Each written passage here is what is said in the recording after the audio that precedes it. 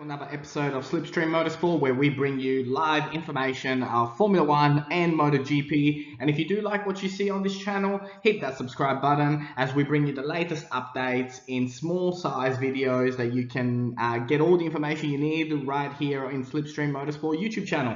So let's get right into it. It was the first opening day of the official 2020 MotoGP action.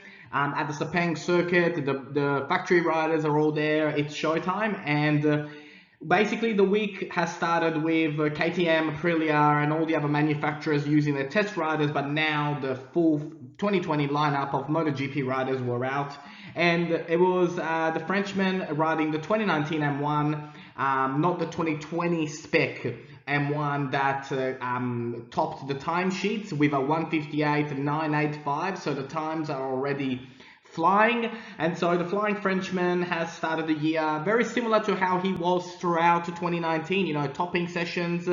One of my big things about him is that it's great that he's topping all these sessions, but how is he going about developing his race pace? Because there's no points for being first on Friday or Saturday. It's all about Sunday at 2 p.m. when the lights go out. So I hope that he's learned from last year and that he's working on his racecraft and race pace rather than just outright speed. Rossi came out with a 10th overall on day one, describing the new M1 as something that he's going to have to get used to, different characteristics.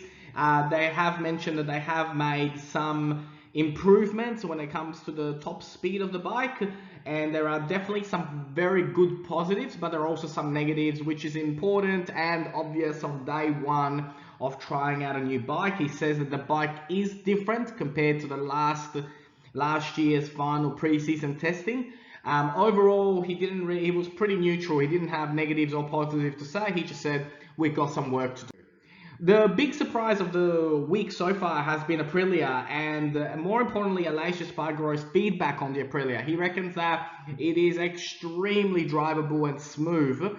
They are lacking on bottom end power coming out of the corners, and you know that this is what pre-season testing is for, but so far so good.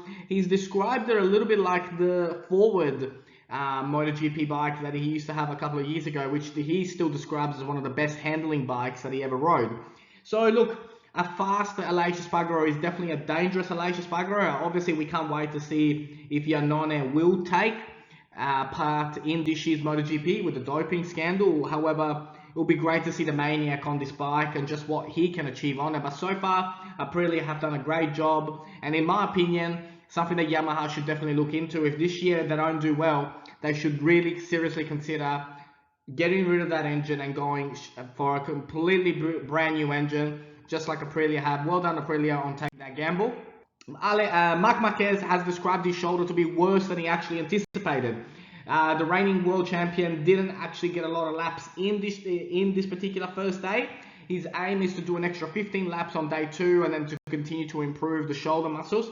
Last year he had a lot of pain but more power. This year he's got less pain, but he's also got less power, so he's really struggling, and hopefully with a lot of physio and a lot of hard work, he'll be ready.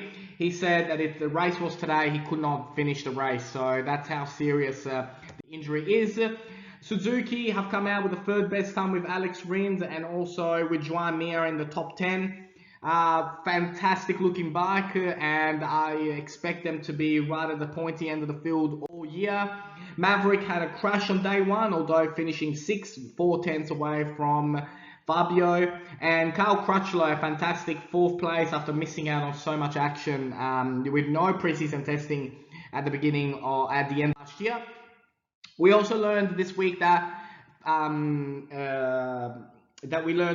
Morbidelli will have an A-spec bike, so not a full-blown factory bike, which is a little bit contradicting to what they mentioned was going to happen at the end of last year with both riders having factory bikes. So Fabio will get the factory bike and Frankie will get an A-spec 2020 bike, which will be slightly different than Fabio's, Rossi's and Vinales.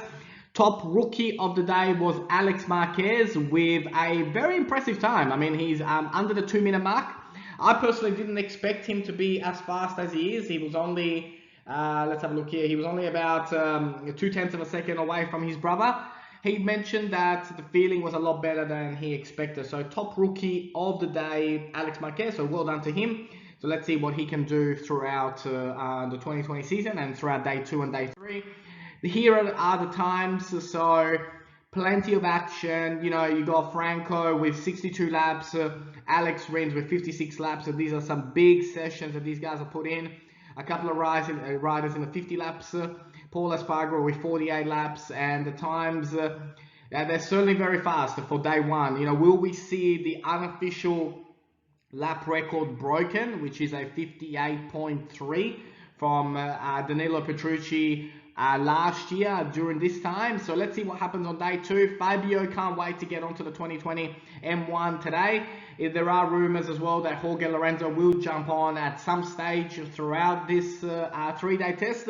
But look, so far, extremely exciting, action-packed. Who'll be on top on day 2? Stay tuned. And if you do like what you see, hit that subscribe button. And we look forward to see you on the next one. Ciao.